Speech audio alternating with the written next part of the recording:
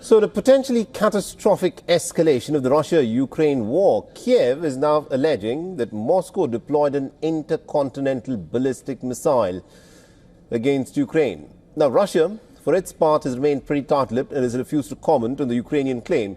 And what is interesting is that the United States of America, that has been backing the Ukrainian war effort, is denying that Russia launched an ICBM. Our next story decodes as to how the Russia-Ukraine war is continuously escalating, and the possibility of a miscalculation at this stage of war is very real. Take a look.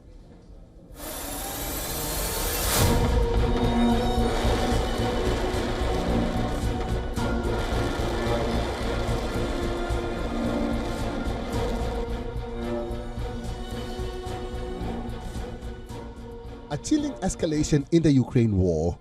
Ukraine accused Russia of launching an ICBM. Kiev said the non-nuclear missile targeted the central city of Dnipro.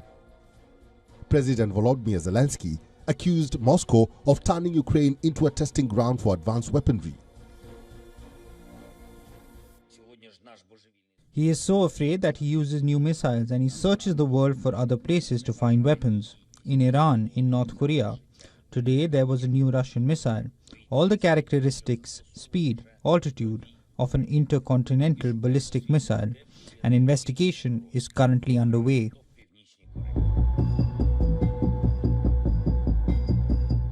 The alleged ICBM strike comes amid a broader missile barrage, representing a potential game-changing moment in modern warfare. Capable of striking targets thousands of kilometers away, these missiles symbolize the ultimate weapon of strategic deterrence. With the range exceeding 5,500 kilometers, ICBMs can theoretically reach virtually any global target, making them the most devastating long-range weapons in military arsenals.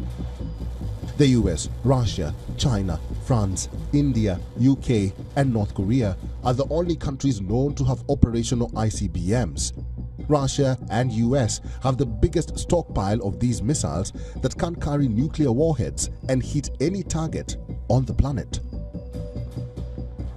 Modern ICBMs equipped with MIRV technology allow multiple targets located at different locations to be engaged with the same missile with several warheads. The Kremlin did not confirm it had deployed the weapon and asserts it is doing everything possible to avoid a nuclear conflict. The British government has issued a stark warning describing potential ICBM use against Ukraine as a conflict escalation of unprecedented magnitude. They've stepped up attacks on civilian centres, killing children. They've deployed at least 10,000 North Korean troops to the battle.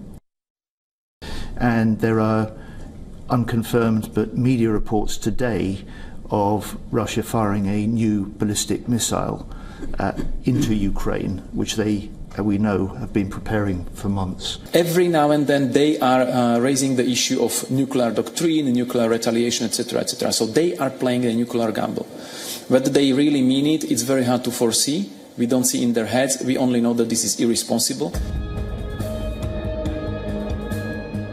This development arrived against a backdrop of Russia's rapidly evolving nuclear doctrine. Russia this week updated its nuclear strategy, allowing nuclear weapon deployment against non-nuclear states. The move was seemingly triggered by the US permitting Ukraine to use ATACMS missiles against Russian military targets. Within days of getting the green light, Ukraine fired a barrage of American and British missiles on Russian territory. Moscow has warned of severe reprisals. The war clearly is entering uncharted territory. Bureau Report, we on. Wild is one.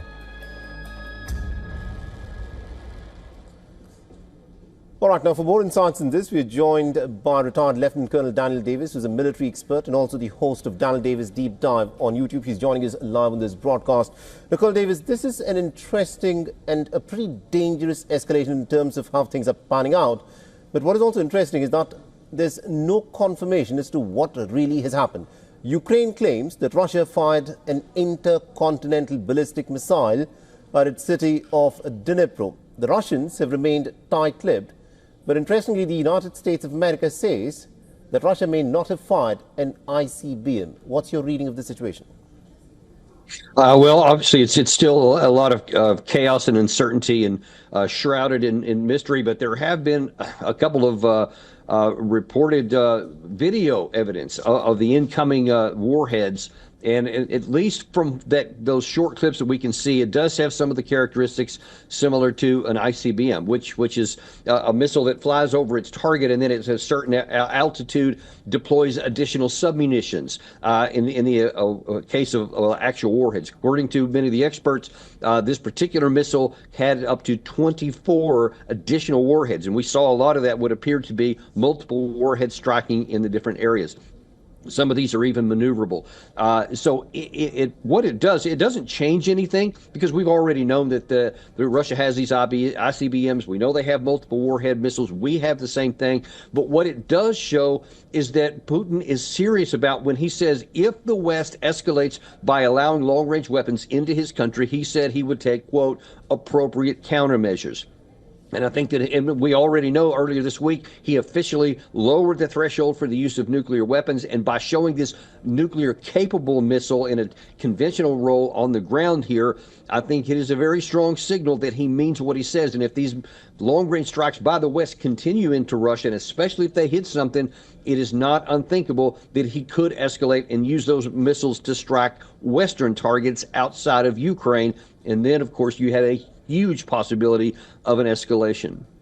You know, you're pointing out that Vladimir Putin wants to send out a signal that he means what he says. But the question, of course, is does the Biden administration, register this signal by Vladimir Putin, or are we looking at the possibility of a miscalculation because the Biden administration, in the fag end of its term, seems to be allowing the Ukrainians to fire the long-range missiles, such as the ATACMS and the British-given Storm Shadow missiles inside of Russia? Well, listen, I'll just tell you from a military perspective, this is a very, very bad decision by the West. There is no upside.